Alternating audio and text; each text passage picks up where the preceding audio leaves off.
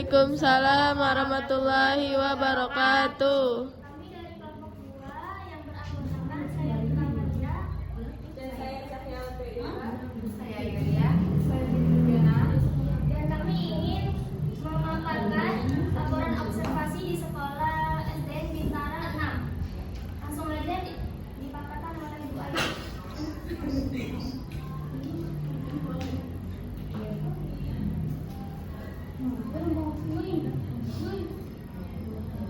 Salah. Oke, tempat kami observasi yaitu di SD Negeri Bintara 6 Kota Bekasi. Waktu observasinya itu di tanggal 3 Mei 2025. Lanjut langsung ke identitas sekolah. Baik, nama sekolahnya di sini SD Negeri Bintara 6. Akreditasinya terakreditasi A dengan kepala sekolah Ibu Misnawati MPD. Kurikulum yang dipakai saat ini adalah kurikulum Merdeka dan alamat sekolahnya di Jalan Komplek Perumahan Pondok Cipta, Kelurahan Bintara, Bekasi Barat dan Kota Bekasi. Oke. Berikut visi misi sekolahnya. Visinya unggul dalam karakter, prestasi, berbudaya lingkungan hidup dan berwawasan global yang berlandaskan profil pelajar Pancasila. Visinya melaksanakan pendidikan yang berbasis karakter dalam kehidupan sehari-hari, melaksanakan pendidikan yang berbasis lingkungan hidup dalam aktivitas sehari-hari. Yang ketiga, melaksanakan pembelajaran secara kreatif, inovatif, dan berkesinambungan yang berpusat pada siswa. Lalu yang keempat, melaksanakan kegiatan pembelajaran berbasis digital. 5. Melaksanakan kegiatan pembelajaran berbasis keterampilan abad 21. Dan yang keenam, menjalin kerjasama yang produktif pada semua tatanan masyarakat dalam rangka menyelenggarakan pendidikan yang berkualitas.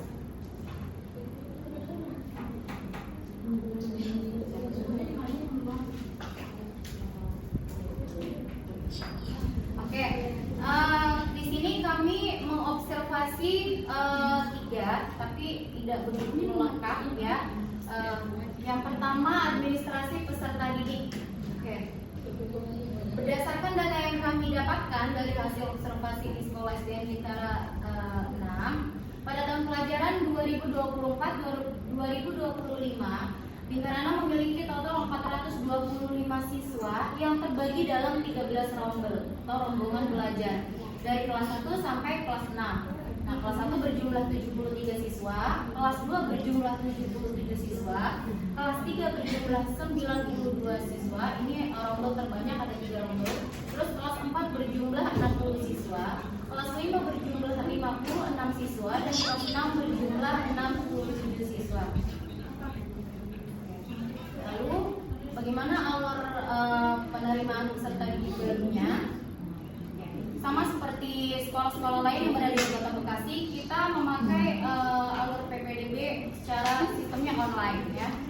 Di sini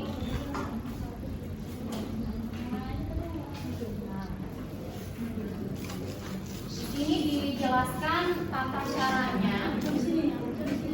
Calon peserta didik atau orang tua atau wali mengakses portal PPDB online.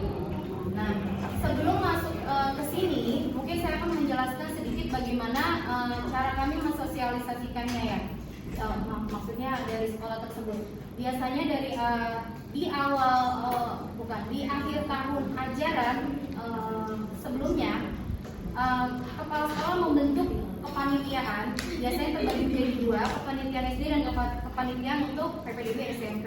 Nah, khusus yang SD ini, para panitia yang membuat flyer gitu ya, terus grup PPDB, grup WhatsApp, atau share link ke sosial media, atau kita bisa buat konten berupa sekarang misalnya lagi ini ya, pakai TikTok seperti itu gitu.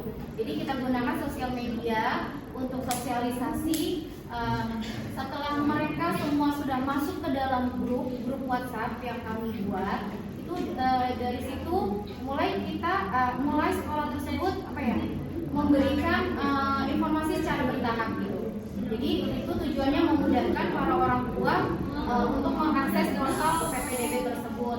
Lalu selanjutnya kami pandu baik online atau offline. Jadi yang mungkin belum paham bisa datang langsung ke sekolah, kami pandu seperti itu. Sampai proses itu selesai, ya, sampai proses PPDB-nya selesai, kami jelaskan bagaimana jalur-jalur yang bisa mereka pakai, gitu kan? Karena sekarang agak ribet ya, sekarang ada beberapa jalur yang dipakai, bisa daftar melalui jalur zonasi, jalur afirmasi, sama perpindahan tugas orang tua. Jadi nanti orang tua memilih yang mana yang tepat untuk anak mereka daftarkan memakai jalur yang mana gitu. Kita edukasi mereka melalui sosial media gitu. Lalu setelah semua prosesnya selesai, seperti biasa ada daftar ulang, lapor diri, sampai masuk ke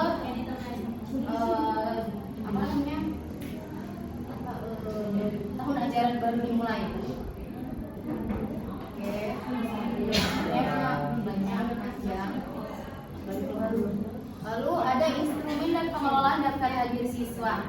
Di sini instrumennya yang digunakan daftar hadirnya berupa manual dan bisa berupa digital juga ya. Jadi guru-guru di SDN Bintara 6 ini ada yang memakai dengan daftar hadir kertas, ada yang kalau yang sudah mungkin guru-guru muda itu bisa pakai mereka by smartphone atau by laptop gitu ya. Jadi bisa dipakai dua cara itu.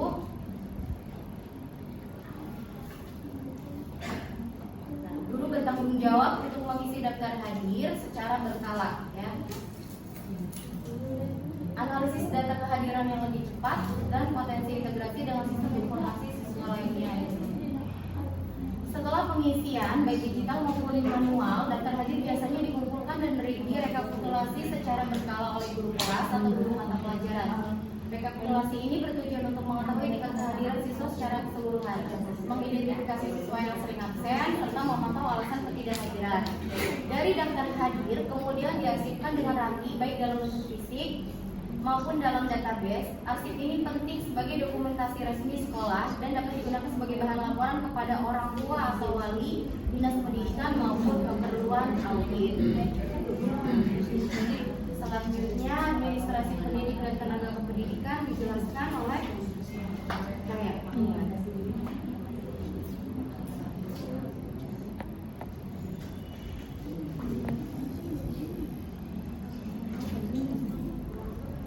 Selanjutnya yaitu berdasarkan data yang diperoleh data PPK di SD Negeri Bintara 6 diantaranya adalah kepala sekolah, guru kelas berjumlah 13 orang, guru mata pelajaran berjumlah 5 orang, bertugas kebersihan 1 orang, penjaga sekolah 1 orang. Observasi di SDN Bintara 6 menunjukkan adanya praktik beberapa guru yang merangkap tugas administratif seperti menjadi bendahara atau operator sekolah di samping tugas utama mengajar.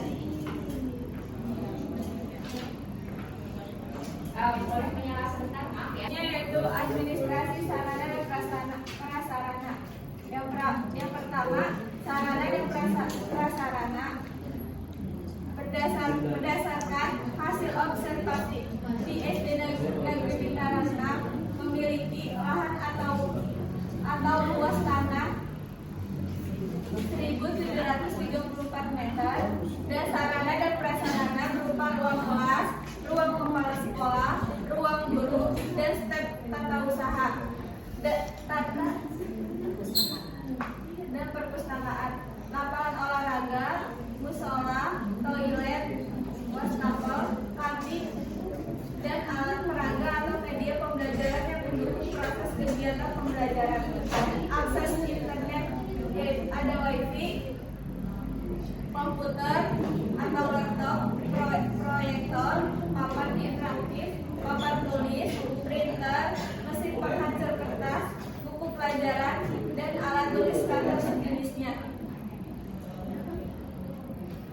Di sini kami lampirkan tabel berdasarkan apa yang data yang kami peroleh dari data 1.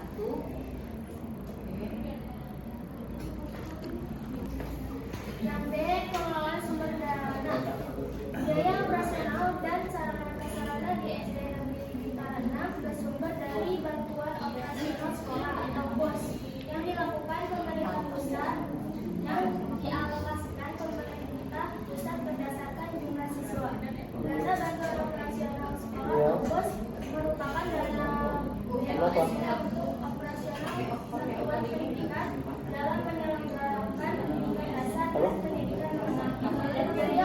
sekolah, misalnya administrasi kegiatan sekolah, penyediaan alat-alat pembelajaran, pembayaran honor, pengembangan perpustakaan, pemeliharaan sarana dan prasarana sekolah, dan lain-lain. Perencanaan program BOS meliputi 2 kegiatan utama yang dilakukan oleh kepala sekolah bersama tim manajemen BOS sekolah, yaitu mengidentifikasi kebutuhan sekolah dan menyusun rencana anggaran kegiatan dan anggaran sekolah atau NKAS. Dalam mengidentifikasi kebutuhan sekolah, kepala sekolah dan tim manajemen BOS sekolah menentukan kondisi sekolah saat ini. Salah satunya dengan melakukan evaluasi diri.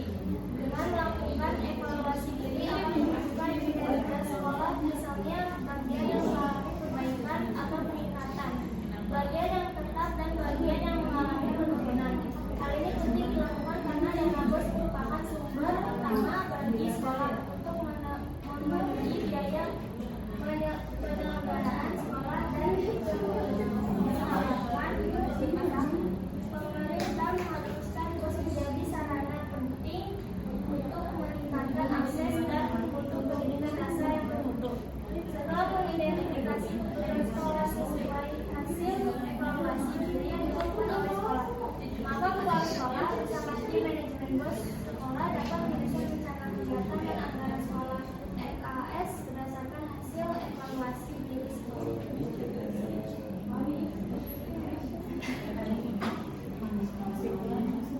Kesimpulannya di sini observasi di SD Bintara 6 menunjukkan bahwa administrasi pendidikan di sekolah ini telah dilaksanakan dengan cukup baik.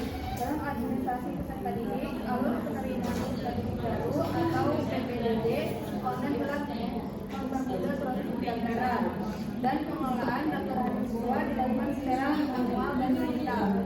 Administrasi sarana dan prasarana sekolah terkelola dengan baik dan dengan fasilitas yang memadai dan sumber dana dari keluarga. Administrasi pendidik dan tenaga pendidikan mencakup pencatatan data misalnya meskipun terdapat beberapa guru dan melangkah tugas administratif secara keseluruhan. Sekolah telah berupaya mengolah kegiatan aspek administrasi tersebut dan terdapat area yang memperlukan peningkatan.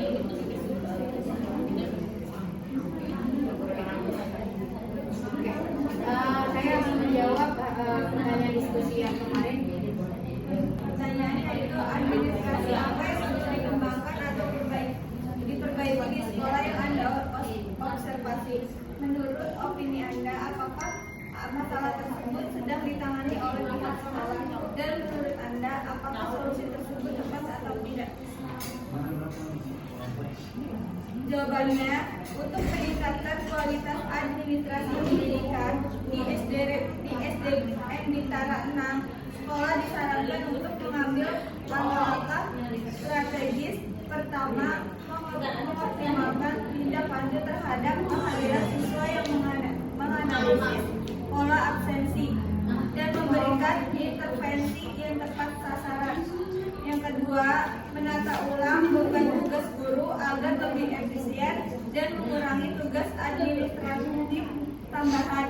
Yang ketiga, mengembangkan sistem informasi manajemen sekolah yang terintegrasi untuk pengelolaan data yang lebih efektif. Yang keempat, meningkatkan kompetensi staf administrasi melalui pelatihan yang relevan. Yang kelima, memperkuat kemitraan dengan orang tua melalui komunikasi dan kolaborasi yang aktif. Baik teman-teman, sekian